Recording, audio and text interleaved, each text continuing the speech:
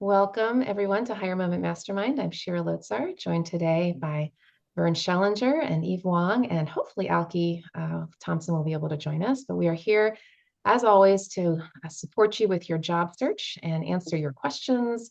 I am a career coach and recruiter. Vern is a former HR executive and a master networker. Eve also is a networking professional from the higher ed world, and we are here to support you with any job search question that you have. We also try to make space these days for some networking. This, of course, is a very diverse group of professionals from different sectors and different career paths. But we really believe in the power of networking, and we really want to make sure that we create some sort of space for that. Sometimes we do that just kind of in an open group. Sometimes we do that in breakouts. So, we keep evolving as the needs go on. So with that, I'd love to just open up the floor and see who has a job search question that you would like to share with the group. We are happy to help address it. And Carol, you're right up to bat. Hi, good morning. Thank you so much for showing up and having these sessions Sure. regularly. Appreciate it, your time. I am currently in a part-time role as a unit secretary for a hospital, long-term acute care, and I've been there for about 7 weeks, trying to fulfill my 6 months being there. Then I can be considered for other roles. And so moving from this unit secretary to the would like to do healthcare for project management, and I will be doing a 30-day, 60-day, 90-day review with my manager. So I would like to create a 30, 60, 90-day plan, or just ask my manager how I can better support her, whatever's important to her, and also like volunteer for more project management related things, or like how would you suggest me to go about it? That's a great question. We actually don't normally address those kinds of I internal know, employee but questions. it's We're so normally here job about helping search people get the related. job. This is a little Yeah. different for us. I'm not sure how much we can really dive into that, frankly, Carol. Might be worth an offline conversation because it sounds like you have a very specific situation going from this particular unit to another particular unit that's a little bit unusual, right? Although great that you're doing it. In this particular case, if it's okay, I'll go ahead and put my contact info, Vern, Eve, if you want to do as well. We're all happy to have informal conversations with you, like a 30-minute chat. Would that be okay? Just in this particular case, because Yeah, it could you be have just 10 minutes. It doesn't have to be 30 minutes. Yeah, 10 minutes. I just want some yeah, pointers to cover. happy to like address that specific, Okay. unique, kind of Yes. thing with you, Okay, great. if that's I'll okay. contact you later, Sarah. So, Sarah. sure. Yeah, Let sure. me Thank you. say one thing about this to the rest of the group. What Carol is able to do is she's actually able to demonstrate to the people she's now working with her skills and abilities, how she communicates, how she gets projects done on time, how she comes up with new ideas. Think about that when you have an opportunity to volunteer Yes. for any organization during your job search or help out any organization during your job search. It's not, if I'm in HR and I get your resume, I'm reading these things on paper, but I don't know how good you are at any of these things, right? Until I get more information. So in a volunteer situation, you're able to demonstrate to people how well you communicate, how you get things done. So that's the one place that this kind of applies, or at least similar to. Yeah, in fact, to that point, just a little tributary off of that, since you mentioned the volunteering thing. For those who are in transition and are looking to not just land, but especially if you're trying to like maybe shift sector, shift careers a little bit, volunteering actually is an excellent way to do that. Particularly if you can find an organization that has a role that is similar or adjacent, or even right on target to what you currently do. Because to Vern's point, yes, you can be demonstrating your skills, but you never know the people you meet there. Either that organization might even bring you Yeah. on, but more importantly, the people you meet that you're volunteering with, they could be seeing your work right on site and be able to refer you to their colleagues, right? Yeah. Because they can see what you do tangibly and go, oh, I've seen her in action, right? Let me refer you to, and that happens all the time, right? Vern and I were just talking right before this call that in the business development world, I know we're not talking about sales here, but I'll make a parallel that in sales, there are 6 pillars that have to be true in order to get a sale. People have to know you, like you and trust you. A lot of us know that. But they also have to need what you are offering, preferably an urgent need. They have to want to pay you what you want to charge, and they have to value your service. So if you're volunteering, now people know you. Hopefully they like you and hopefully they trust you because you're working with them. But they or someone else in their network has to have a need for you for what you do full time, has to want to pay you the salary that you want, and has to, of course, value the skills that you bring to the table. And so networks volunteering could be an excellent way. So thank you actually for Carol for saying that, and for Vern, and so we could maybe make this a little fuller. But Carol, we are happy to talk with you more specifically. All right, so pivoting, Sarah Joy, how can we help? I'm trying to get from the phone screen interview to the second interview. Yeah.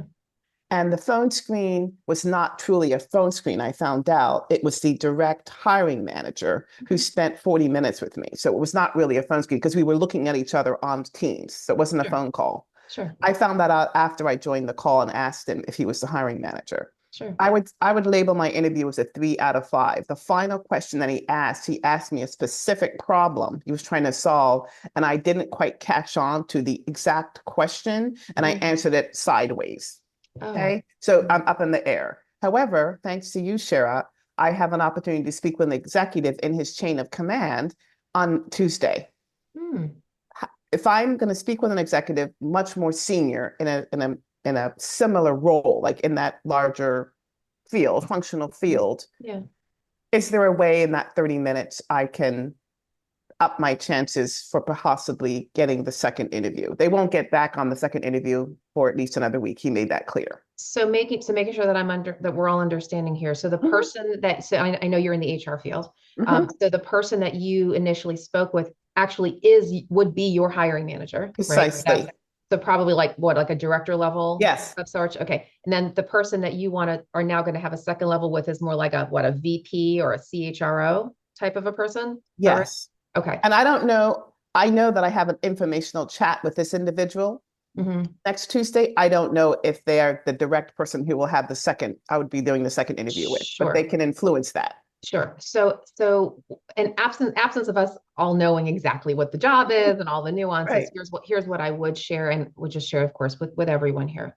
The higher up you go in interviews with senior leaders, the more strategic your answers and your questions need to be. Okay.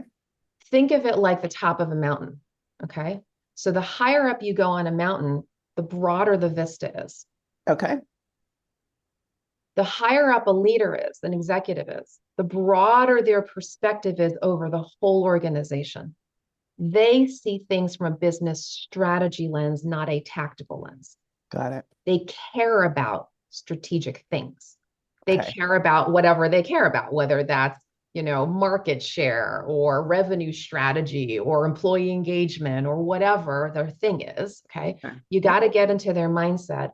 What does that person care about the most? Okay. And how can you impact them at a strategic level? Because the lower level, they care more about, on the ground, right? They're closer to the ground, to the point where somebody there is tilling the weeds, right? But not the CHRO. They're not looking, they're like, look at the plots of land. They're like way up here. Okay. So I would say that broadly, think about what potentially keeps that person up at night. Okay. What do they care about? What do they think about? Your questions should be strategic to address those kinds of things. And then your responses should be as strategic as possible. Not that you're trying to be the CHRO, you're just trying to be a good team member to understand, you probably care about this. Or you ask them, what do you care about in these areas? And by the way, AI can be very helpful with situations like this. I know we're going to start to include, AI more in our conversations because we're all kind of using it now. This is a great thing to say. To say, hey, I just interviewed with, level X. I'm going to interview with level Y. Help me think through the kinds of strategic business questions I can be asking this person. Why would I even ask those things? how might I want to, address it given my own background and my own lens? Does that make sense? Just Yes. use AI to do some Yes. partnering. Mhm. That's what I would recommend. Thank Eve? you. Mhm. Can I jump in here? Sure. When you're dealing with somebody at that strategic level, what I usually try to put out there is, what do you feel is working well, and where do you feel like you have some opportunities? Mhm. And then try to craft your answers about the value and the benefit that you're going to provide to solve that particular challenge. When you do your follow-up thank you letter, reiterate how you can impact uh, that opportunity that they're seeking. So yes, you can use Chat GPT to do your research and how you're going to frame certain things, but I just flat out ask them, Oh, yeah, where do you need help? for sure. Okay. And Got it. what you could also do is to anticipate that when you speak with the lower level, which I know you've already done, but in the future, right? When you speak with that lower level person, ask that person, what are the strategic imperatives facing your direct report and your division or your department? Just kind of gain some intel to Eve's point, right? Ask the questions in the meeting, Okay. right? Either the first meeting or in the meeting. But so I was just thinking AI could help you, prompt you a little bit, right? But Yeah. certainly in the interview, those are the questions, right, that you want to be asking. But try to anticipate, Okay. what is your strategic lens to help solve their business challenges. And by the way, when we think about business challenges, I use the term business, regardless if it's a nonprofit, a for-profit, even government. I know it's not a business, but they have organizational challenges. They also have sectoral challenges. So not just keeping the organization sustainable, but how are they engaging with their external constituents? What do they care about? Who do they care about external to them? Because all the employees are there to serve somebody on the outside. That's why an organization exists. Who are their key stakeholders?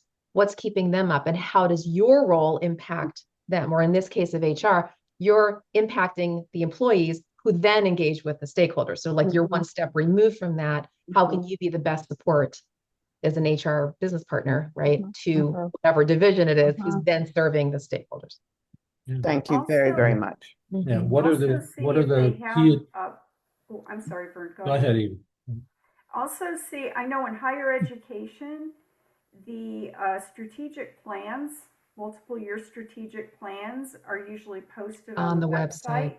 I Mhm. don't know what you do, but you might want to actually go out there and try to research to see if you can't glean some insight as to where they want to be. Mhm. I have done that piece, so thank you. Yeah. Good. Yeah. And so it's what are the key initiatives that, and if it's again, whatever, whether it's an association or business, what's the value? Why do people join your association? Why do people buy products from you? Right. What are the key things that are driving the success of the organization? Exactly. Thank you very much. Good. Stretch. Thank you, Sarah Joy. Appreciate that. Yeah, sure. Monica? Yeah, thank you. I have a question about follow-up to a veteran serving organization that I have an application out to. I was invited to one of their webinars last week, and I asked a question about how they reach and serve veterans coming out of highly classified roles who can't talk about the specifics of what they might have encountered. And so they liked my question and they announced it during the webinar. And then I got like 5 people connected to me after that. And so I said thank you for the connections and so forth, but I haven't sent out a pitch about looking for work yet. Meanwhile, I had applied for 2 jobs and I got a rejection on a Sunday at 3:30 in the morning. And so like I've talked to various people about this. Like one career coach said that I should say something about, if I'm, applicant tracking systems, and that if you're getting rejected at 3:30 in the morning on a Sunday, you're not getting through the applicant tracking system. And then somebody else said I should send a grateful email to HR, but I don't think I have the HR person's name. And then the third person said that I should, send kind of a pitch to all the people that connected with me after the webinar. And so the advice you get is continually contradictory, and you can't follow the advice of all the people. And so I respect you, and I'm curious about what you think I should do. Okay, so I'm gonna give that cute little answer. I'm just gonna say yes. There it is. That's my answer. It's actually not contradictory at all. It's and. All of it is and I'm going to extend it. And you know how when we answer these questions, we answer it for everybody, right? So like I want Okay. everybody to listen to all this. Yeah. You can't have too many people referring you. You can't have too many of these connections. It is everything you said, and it's more Right. than what you said. It's all of it and everything. Yes, HR needs to potentially hear about it. Hiring managers need to hear. Other colleagues need to hear. The whole idea is just to back up the train, and we haven't talked about this, I don't think, in a minute, but we used to talk a lot about finding an internal champion that gets your resume noticed. So we'll do a little speech here, and Vern and Eve, feel free to chime on in here. So the latest stat is that only 2 to 3% of online applications result in a hire. Just going to let that one sit there for a second. 2 to 3%. And that's beyond just the ATS. That's like any job posting. Okay. There are all kinds of reasons for that. Particularly these days. Well, AI itself has been a detriment. People fake resumes, all these things. And there are companies literally that will spray a person's resume all over. Well, if everybody's doing that, right, it clogs the system. So unless you are literally applying within the first hour of the posting, your chance of getting seen are slim to none. So that's the general sort of job board thing, which I know is not exactly what you're talking about, Monica. That's a different thing. I'm just talking for everybody. But then when it comes to a real life situation like you have, Monica, you have real people who've heard you and are interested in you on some level. Your job is to get noticed.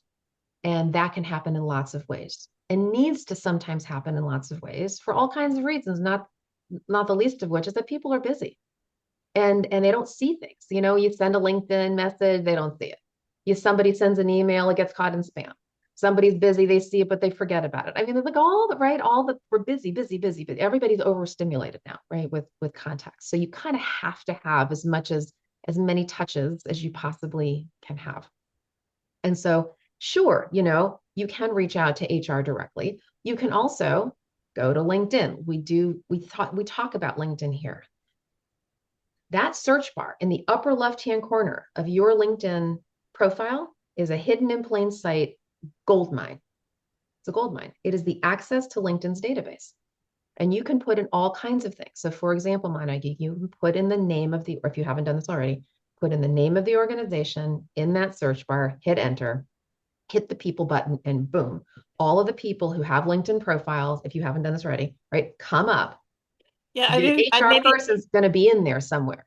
Okay, yeah, but my question is my 5 new contacts who I met through this webinar. Sure. I think I have a possible internal champion but I don't want to, since you're recording, I don't want to, go No. Yeah, please weeds don't with mention this. names. Yeah, don't mention any names. But the idea is that, look, now in this particular case, you happen to have names of people. Most people on this call Yeah, wouldn't. and so my question, because I connected them after the webinar, and so but I haven't given them a pitch about, what I offer, and and I don't want to be too pushy, but I don't want to miss an opportunity either. So okay, so let's address that.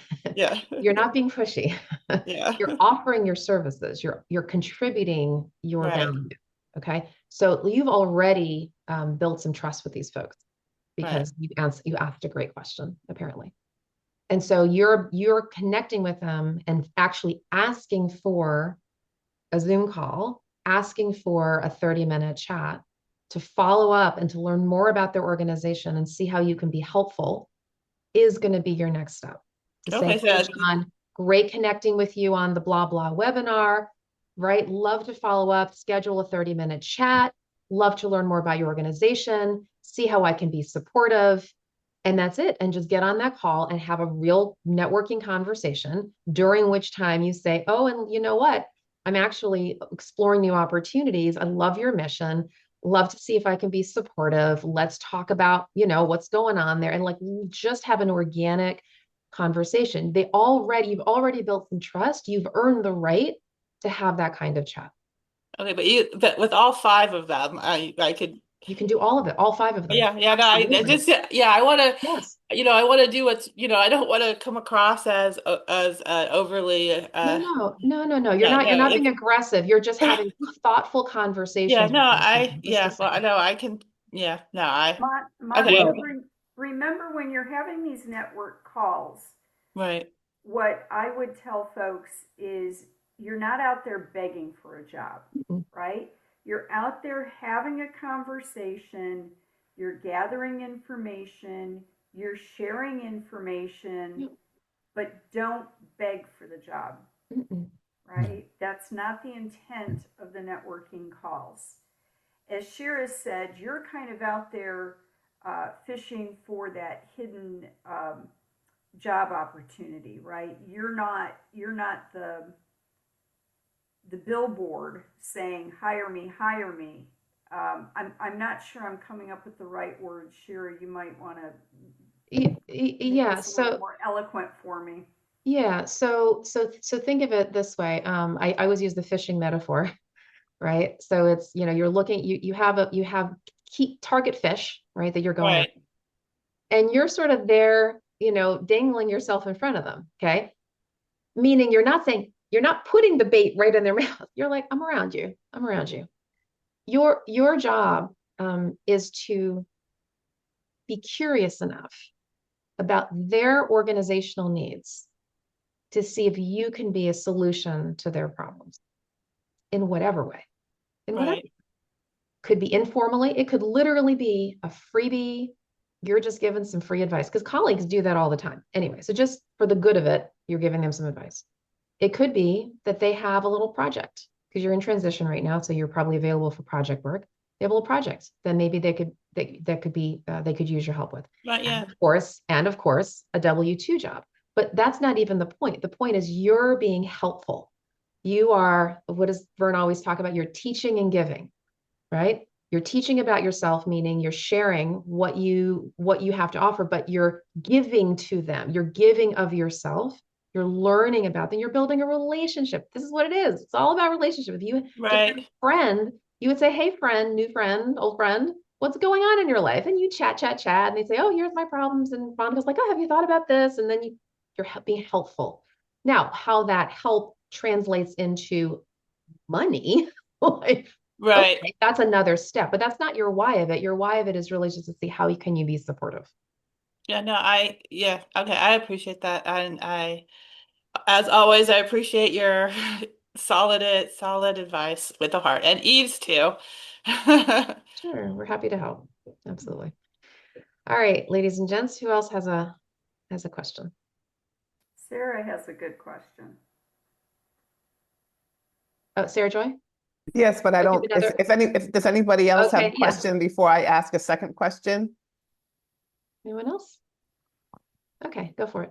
I have a potential contract opportunity, so I could work on a contract that is would provide a portion, a key area of skill set under my broader functional area of expertise in a sector I hadn't initially considered.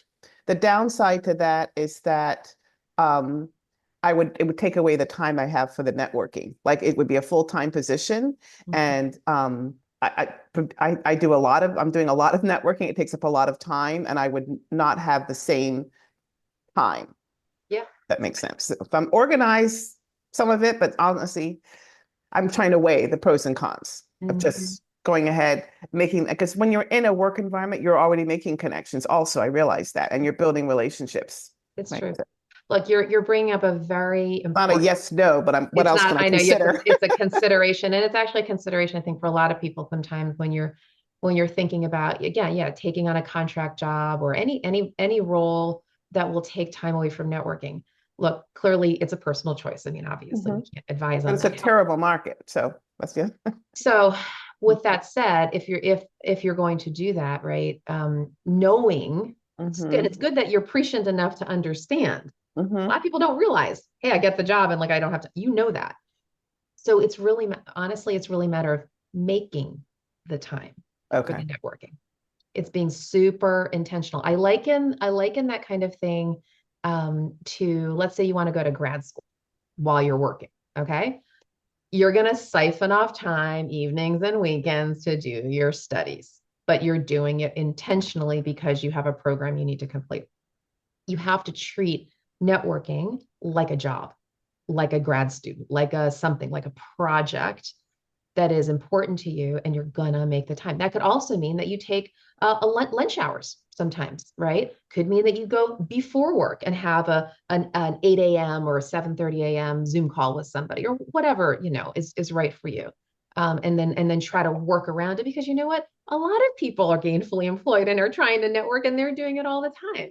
Or maybe it's Right. a situation where you can be a little creative with your hours. So the point is that you just have to be super intentional, because you're right. Work is going to gobble up most of your time and your energy. And not only that, but what happens then too, Sarah Joy, is that the networking becomes, something called the Eisenhower matrix with importance and urgency. It becomes important, but not highly urgent. Okay. And so it ends up, a lot of people procrastinate. Okay. You're in a job search and you're in transition. Your networking is highly, highly important and highly urgent. But when it's no longer highly urgent, it's easy to put off to the side. So just know that, and you have to be much more intentional to get it done. Okay. Brian, you Thank want you. to share anything here? Well, the other thing, you said, Sarah, in the chat was it might contribute valuable skills, and it could open up a whole new opportunity for you. And again, this goes back to your original question. People are going to get to see your skills and abilities live, as opposed to, somebody looking at your resume. And you're going to meet people there. You, Mhm. right? Yeah. So I hear you. There's only 24 hours in a day, so it's still a challenge, as Shira says, but it's something you really, really should consider probably. Mhm. Mhm. If it was not in my lane or a piece of my lane, I probably would say no. Yeah. But if it can add value in a piece of my lane functionally. Yeah. Mhm. Yeah. It's Through that role too, you're going to make other networking connections. Right. Yeah. You've just broadened your network, um, even though you think you might not be networking. Okay. Thank you very much. I know Ross had exactly the same question, so I'm not the only one. I thank you for that, Sarah Joy. I'm actually looking at the chat here, and um, uh, Corinne, you had mentioned about connecting with folks. Well, I actually have a networking list, and I always forget to put it up here. So I'm putting it in a Google sheet right here. Vern and Eve, can you try to remind me, or we can all remind each other? I have this sheet. I always forget to put it in. It's just a Google sheet for folks on this call. You are welcome to put in your contact information and reach each other at any time. We just have made this available, and hopefully we'll continue to have this list grow. So, Okay, thank you. mhm. Yes, this is Roz, and as Sarah Joy mentioned, I piggybacked off of the contracting topic. So I wanted to know, is it better to sign up with various contracting companies to improve your chances for work? Tech Systems, Apex, let's see, Insight Global, the various companies. Is it okay to do that? Yes, yes. You're not signing exclusive arrangements with these people. I mean, they all know you're free agent, so to speak. So Okay. whether it's contracting firms, staffing companies, temporary services, whatever, absolutely sign up with as many as you want. And then whoever has an opportunity has the opportunity. That's it. Yeah. Okay. And I ask that because I know sometimes they'll all have the same role. And the reason for that is because that's what's called a contingent, not to get too technical here, that's what's Hmm. called a contingent hire.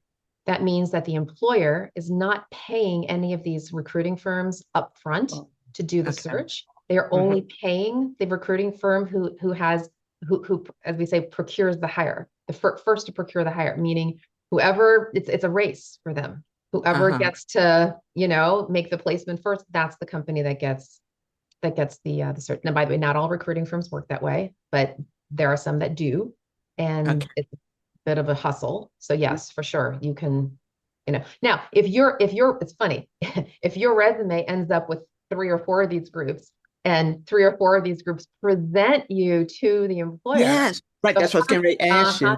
yeah, Hmm.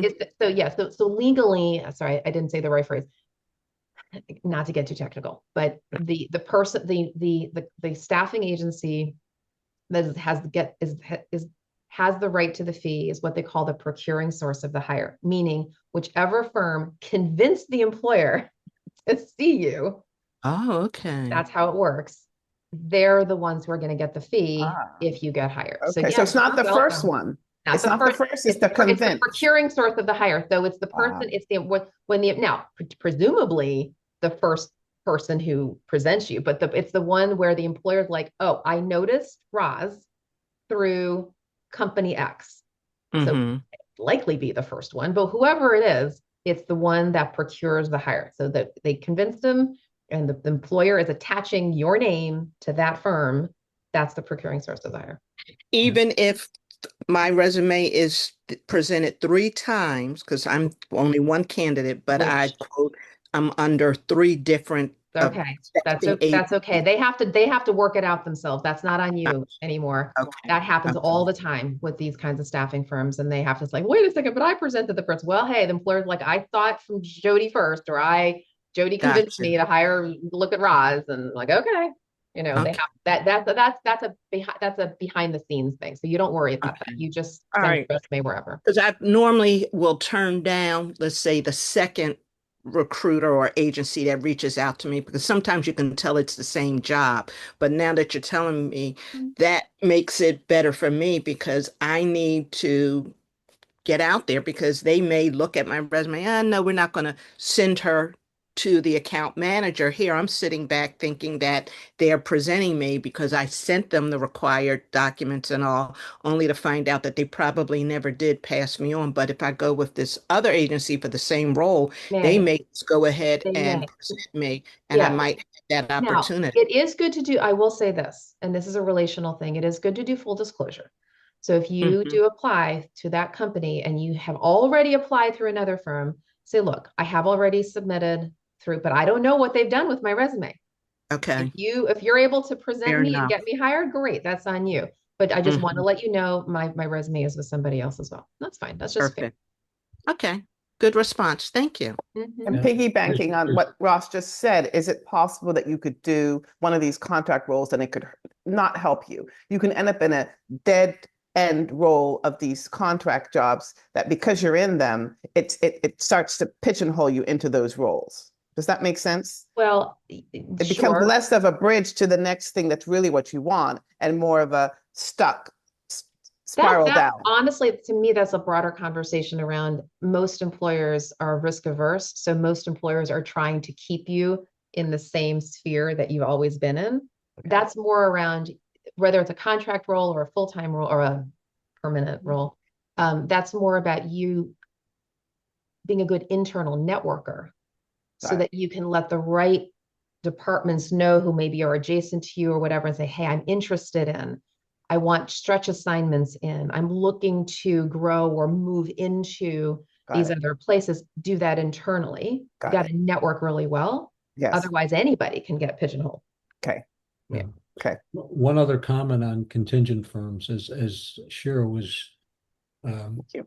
talking about them, again, it's kind of in a race, and so they're competing against each other for this, That's right. for this whatever the retained fee is that the company's offered. If you get to the point where um, you're thinking about the job, you like the job, but you have some hesitation. Sometimes these contingent people can go, "What do you mean?" And they, because all they see is I'm Dollar going to signs. lose this money, right? Sure. And I know that happened to my daughter when she was interviewing for the company that she's with now, and it really kind of turned her off. But she still took the job because it was the right job, and it's been a great move for her. But there was a period there where, the contingent person was just, all over. Or what do you mean you don't think you want to move? So just throw that in there because that's the nature of the beast. So you're saying they could be very pushy, is that what you're saying? Yes, Oh, I yes, see that you very. must take the job then, or else they're Well, in or trouble. no, they're not gonna say the sue you're in. They're just gonna be a little pushy, like, wait, they're in sales, right? They're trying to close the deal because they're not, which is a whole other conversation about the staffing world, contingency searches versus retained searches. It's a whole other thing. We're not going to get into that here, but just to say that any staffing firm or recruitment firm, by the way, staffing means temporary placements, and recruitment firms are more permanent. Either way, and when they are not being paid for their work until the end, Oh, got it. Yes. they're under pressure. Yes. They're under pressure to make a sale Okay. internally. They have quotas. Okay. Yes, of course. It's a Yes. sales organization. Okay. So So they get a little push you. nervous. Okay. I'm not saying how they handle it, but a lot of them feel the pressure, and sometimes you're going to feel the pressure, which also, by the way, as another conversation, you are going to have different kinds of experiences with recruiters along your job search journey. All kinds of recruiters out there.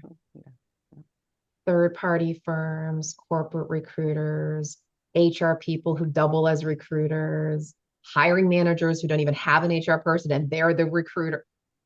You got every possible shade of recruiter, okay? When you are dealing, though, with a recruiter, whether it's a corporate recruiter, meaning an internal recruiter, or a third party, I really want to shed some light on something. The experience that you have with that recruiter may or may not have anything to do with your experience on the job. And this is the thing that a lot of job seekers don't get. Most job seekers say, oh, well, I love the recruiter, therefore I'm going to love the culture, or vice versa. I didn't have a great experience with the recruiter, therefore they must not have their act together internally. Not true. The recruiting function is its own function. Now, it should be married up. There should be an integration with the culture. A lot of times it's not. It's just its own siloed function. I know Sarah Joy would understand this because she's in HR, right? It's its own siloed function, and it works well or it doesn't work well for whatever reason. That's your entry point. That might have nothing to do with actually who you're going to be working for, what the corporate culture is, what the departmental culture is. So I would almost treat a little bit with a grain of salt, whether you love the experience or you don't love the experience. Your actual experience day to day is going to be with your hiring manager, your department, your team. That culture may have nothing to do with how good or not the processes are for the recruitment side, if that's helpful. I just want to put that out there. All right, Eve. So I've never run into this situation, so I'm going to ask.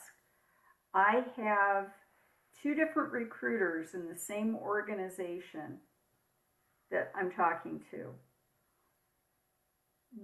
How do those dynamics work? If I'm talking more heavily to one, does that upset the other one? Do I shoot myself in the foot? I'm having some. Don't worry about that's the least of your concerns. Yeah, especially because they're both corporate recruiters. They're not.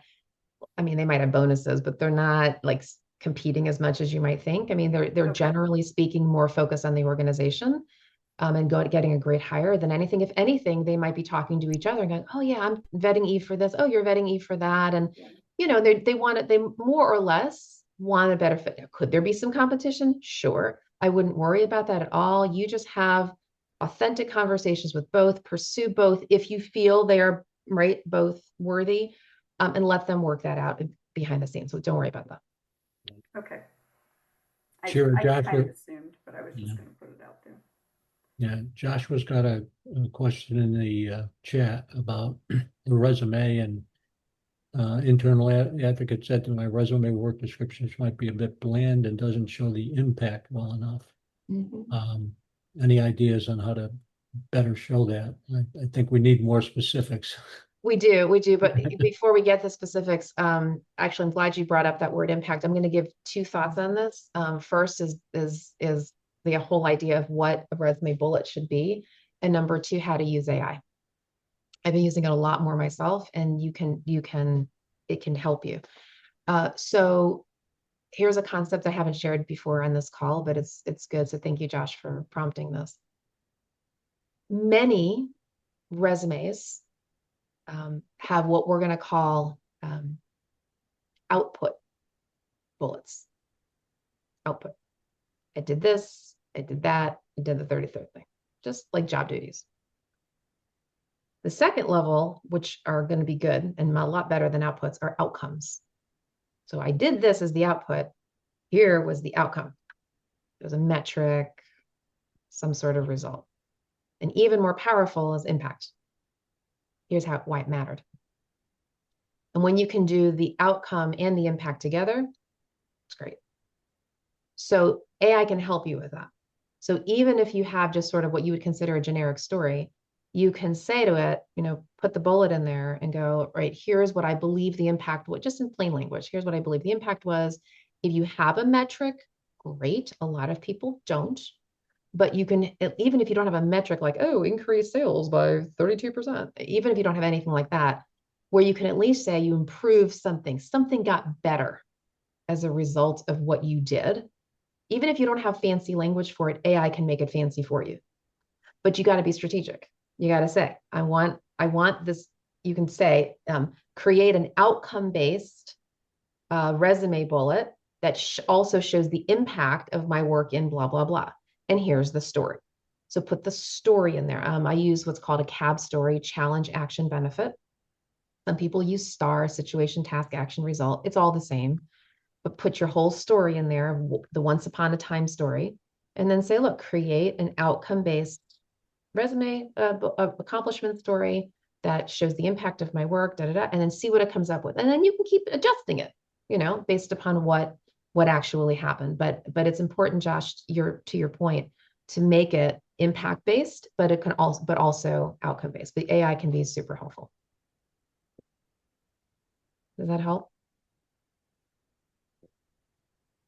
Great. All right. Yeah. Helen has a question in the chat as well. Mm-hmm. Someone reached out to me for a contract work that would last through September. Would give me experience in the Healthcare Association with a CEO I worked with 20 years ago, but I'm concerned it would leave me not available for full-time work, which I feel like I'm really getting close to. So actually, don't worry about that. Whenever an employer hires you for a contract position, they know you're looking for full-time work. They completely understand if you have to leave that assignment early to take something full-time. They will not begrudge that. Because they're not making a commitment to you. You're not making a commitment to them. They would not expect that you're going to go exactly to September 30th. Don't worry That's about the it. kind of thing where I think I'm covering somebody's leave. And so Don't worry about it. it just kind of feels No, awkward, especially when it's somebody that I know. Don't worry. But you're upfront. Say, look, if for now, my intention is to commit to this. Please know I'm still looking for a full-time job, as you would expect that I would. Why Right. would they expect you not to why would they expect you to stop your job search? Yeah. Besides which, like, even if you look, we're talking September and it's now almost July, right? So by the time you start and you're interviewing, and then, hopefully you get a job, and then you give a little bit of notice. You give a couple weeks, even 3 weeks. So that maybe pushes you more towards September. You'll be fair about it. Yeah. No one's going to begrudge you.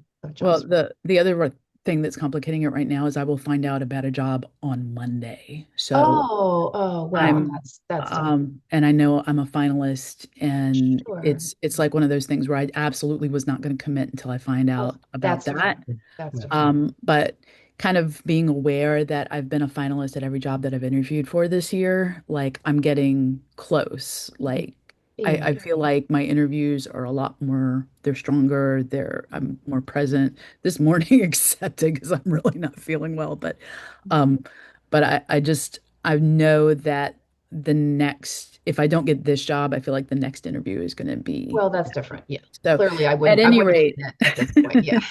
I think if I get a no here, I'm going to go ahead and reach out to the recruiter and say, yes, I am available, but I'm also seeking full-time work. So Absolutely. being They'll transparent understand. about it. Sure. For Yeah. sure. Thanks. Yep. We'll expect that. All right. So let's do, unless someone has another burning question, I'd love to spend the next our last bit of time here doing some networking. So what we'll do is for this particular call, we'll do what I'll call the round robin. And we're going to have everybody, this is your assignment. Okay. When I call on your name, and you're going to write this down, you're going to give what I'm going to call your lane and then your community. So for those of you who've not heard me talk about this before, your lane is what you do. It's your profession. You're an accountant, you're an HR, you're a marketer, you're a digital marketer, you're whatever your profession is, your kind of your title. And then your community, which is your sector or the industry or the mission. You're in higher ed, you're in environmental nonprofits, you're in government contracting, that kind of thing. This is not the time to tell your backstory because we're really just going around the room super fast. And you're going to say lane, your name, your lane, your community. And then if there is one, if there is a particular organization, so let's just go for one right now, that you are trying to either to get into, either it's cold for you, like you just are interested in this organization. Maybe you have applied and you're trying to get an internal champion, but just one organization that for some reason is in your bullseye and you would like to know if anybody here has a contact.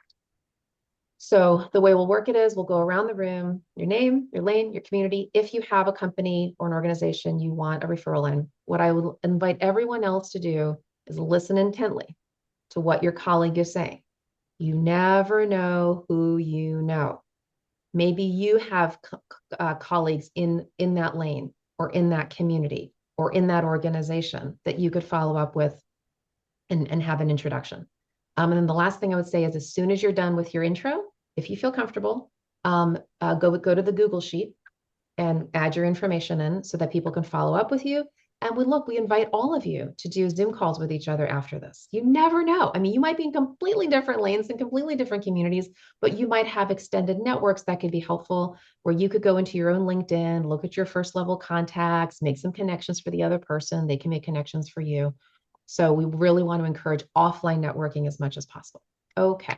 Sarah, one thing you talked about community, but you always say some people don't have communities. Thank you for reminding me of that. Correct. Some people, thank you. Some people do not have a community. So you might be cross-sectoral. You might be a marketing person that does for-profits and nonprofits, and you don't have a community. Totally fine. Maybe you're in IT and you're just an IT professional in cybersecurity and you're not very sectorally connected. Yes, correct.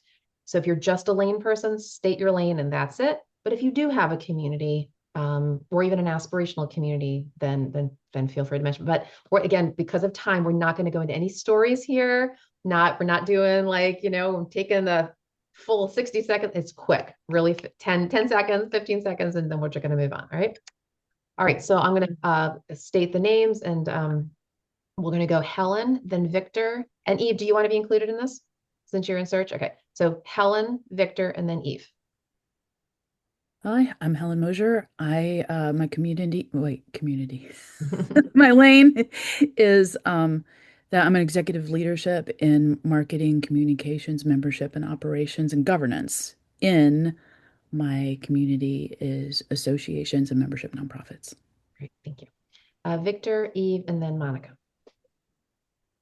My name is Victor Tao, pen tester, penetration tester, and I've been a government contractor for most of my life, but any lane would work. And by the way, remember, if there's an organization, a specific name of an organization you want to toss out because you're like, oh, I want a connection there, feel free to let us know. All right, Eve, Monica, and then Mark. I'm Eve Dower Wong. I'm an administrative operations leader specializing in accreditation, regulatory compliance, and budgeting within the higher education industry. If anybody has contacts at Embry-Riddle Aeronautical University, I need to talk to you right away. I'm expecting to hear back. I didn't yesterday, and I think they're off today. So I'd like to do some follow-up if I could. Great, thank you. Monica, Mark, and Carol. Hi, I'm Monica Jerby. My lane is marketing and communications. My community since shortly after college was the U.S. Agency for International Development contracting world. However, I have lifelong lived experience in military communities. And so what I am trying to do is find a way to pivot to serving combat veterans and their families. The organization that I would love contacts in is the Wounded Warrior Project. Mark, Carol, and then Sarah Joy. Good morning, all. My name is Mark Pretzett. I'm an attorney. I work in the financial services area, so that's my community of banks, trade associations affecting banks, sometimes the government. I'm looking for anything probably that has the name bank in it. Thank you. Have a good weekend. Carol, Sarah Joy, and then Cassius. Hi, my name is Carol Chang. I'm looking for a healthcare project coordinator or operations type of role here in Houston. Okay, thank you. Sarah Joy, Cassius, and then Corinne. Hello, my name is Sarah Joy. I'm a human resources business partner and talent leader. My sector is public health and healthcare. So whether it's pharma, biotech, GovCon, healthcare related, AstraZeneca is where I'd love contacts. Great. Cassius, Corinne, and then Roz. Yeah, my name is Cassius Harris. I guess my background is primarily in customer service and communications. And I guess my lane is in the nonprofit world and the healthcare, because that's where I came from. And I'm trying to pursue something that involves client relations. What I'm really interested in is customer success. I'm not really too particular about the industry, but if I think where I would probably fit in best would be a healthcare environment, because that's what my background is. Great. Corinne, Roz. Good morning. Sorry. Good morning, everybody. My name is Corinne, and I work at the State University of New York at Stony Brook as an administrative assistant in the president's office under the Department of Strategic Initiatives. And I'm also a writer. Roz? Good morning. I'm Roz Pruitt from Philadelphia, Pennsylvania. I'm a certified project manager, formerly in the telecom technology space. I am industry agnostic, but of course, if anything comes up in the telecom technology space, that's where my heart is. Thank you. Sure. And then Josh put in the chat that his lane is marketing, community is the fitness industry, and his aspirational community is the tech consulting. And then finally, I'm not sure if I'm pronouncing this right, Ramch. Are you able to come on video or on audio?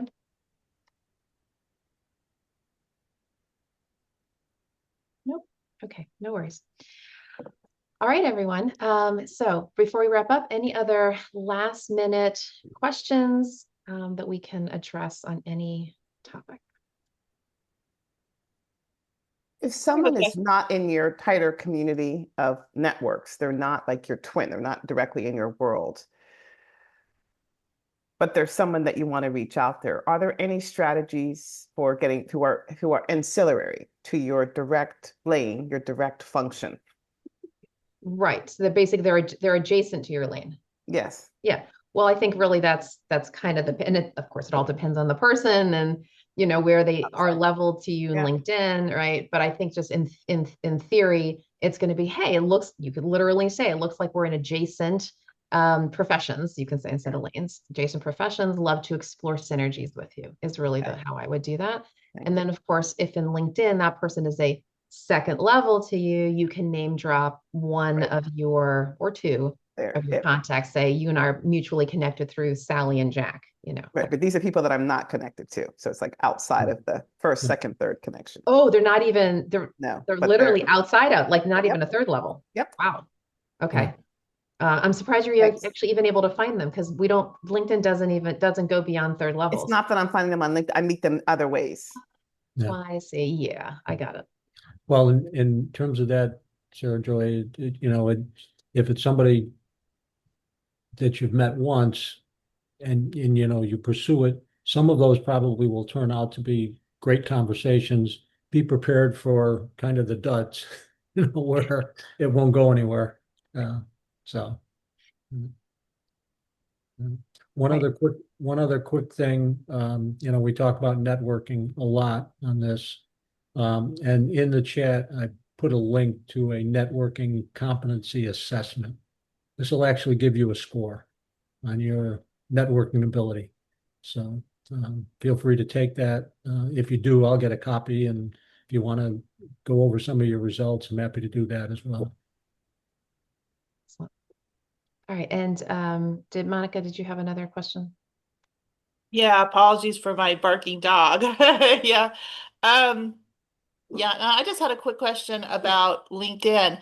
LinkedIn in the last week took away my verification because the email address for my former employer no longer works. And so their clear process to validate using your driver's license is failing with me. And so I've put in support tickets. I have premium. They take my credit card. So, they should know who I am, but I'm a little bit I'm intimidated by that as far as reaching out to people because I feel like I look shady now that I'm not verified. And so, I verify, just so you know, the LinkedIn verified is not anything that that anyone needs to worry about. That is something that LinkedIn has been pushing for a while, and they kind of want you to go through clear and stuff. That is not something, you're not looking shady. I don't do verified. Most people don't actually. okay, There's yeah. no reason to do it. Yeah, well, I mean, it's so silly because I used to do LinkedIn advertising. And so in order to do LinkedIn advertising, I had to submit my passport and everything else. And I was Don't worry about cleared it. for that. And so now all of a sudden I'm not, yeah. Monica, for anybody on this call, I do not, in fact, I actually recommend people not necessarily even go through the verification process because they want you to go through clear. That's, to me, it's a little invasive. Just be your normal person. You are not looking shady. The fact that you're not verified. That's LinkedIn trying to sort of push a product on you. Yeah, but the clear doesn't work. You submit I your driver's wouldn't, license. like I said, wouldn't even, that's exactly why. I wouldn't even go there. It's not I worth agree because I accept connects from people that aren't verified. Long as you're nice and Most people aren't. yeah. Most people aren't. Verified is just some sort of LinkedIn has some sort of partnership with Clear. Clear's Mm-hmm. trying to market themselves. Correct. You do not, that is just a business ploy that LinkedIn's trying to push. You do not need it. Just be your normal person. Yeah, this Cool. speaks to my love-hate relationship with LinkedIn. Yeah, it's a business. I mean, they give us all this stuff for free, but we are the product, right? Yeah, They're like with yeah, all the Right. social media platforms, so yeah, they're gonna yeah. market Yeah, stuff. well, like I said, I'm a premium member, so that they have my I credit wouldn't card even, information. don't worry about it. They authorized me to run ads before. Don't Well, we worry which if about it. you really feel that way, Monica, you can say, "Hi, I'm Monica. I was previously verified. LinkedIn took it away, but I want to connect with you." I won't even go there. That's All just a right, guys. joke. That's a joke. That's a joke. The only time I really care about verifications is if I'm being like contacted by a recruiter and I want to know that that recruiter is legit. Those people not being verified adds to the red flag that they are not a legitimate person to be So contacting you. I'd give a little bit of thought to that because again, folks like me, I'm a perfectly legitimate recruiter. I don't Yeah, verify only because again, we have to go through Clear, and Clear right. is not something that a lot of people want to do. It's Right. just it's in the mix is what I'll say. Like a bigger tell is when they don't have any connections. Oh, But that's a whole other thing. they Yeah. just started Correct. their profile recently Yeah. and they're not verified, No. then you can be pretty sure that that is a fake. Yeah, But like someone like Shira who has like hundreds, lots of hundreds of connections, like you can tell that she's legitimate in Legit. that yeah, regard. look at So look at the full profile. But anyway. yeah, All and she's not and she's posting useful content too. right. Yeah, right. That's helpful. Okay, so we're going to go ahead and wrap up right now. I'm going to actually put in this in the chat. I actually have created a whole thing here for you guys, for myself and Vern and Eve. You're welcome to put your stuff in as well. Anybody who's interested in linking in with me, if you want a 30-minute free consultation, this is the link for HMM, right? If you want to share the link with other people, the recordings for this, I now included the recordings for this call on this in the contact, and it goes all the way back to the beginning of COVID. That's how long we've been doing this, since August of 2020. I did notice that. And And I'm a subscriber as well. Oh, good, good, good. And so Boomer Works is another free community service group that I've had for a long time. We used to do monthly educational events. It's for 50 plus professionals who want to re-career into self-employment. We no longer do the monthly programs, but it's all archived under the training tab. If you're interested in self-employment, there's like 40 plus videos in there that you're welcome to. All right, so with that, we'll go ahead and close out the formal part of this call. For anybody who would like to stay on the call for a short prayer call, I will be leading that, and you're welcome to stay on for that. And look forward to seeing those of you who can join us in a couple of weeks, and feel free to bring your friends. We are here for you. Okay. Take care, everybody. Have a blessed day.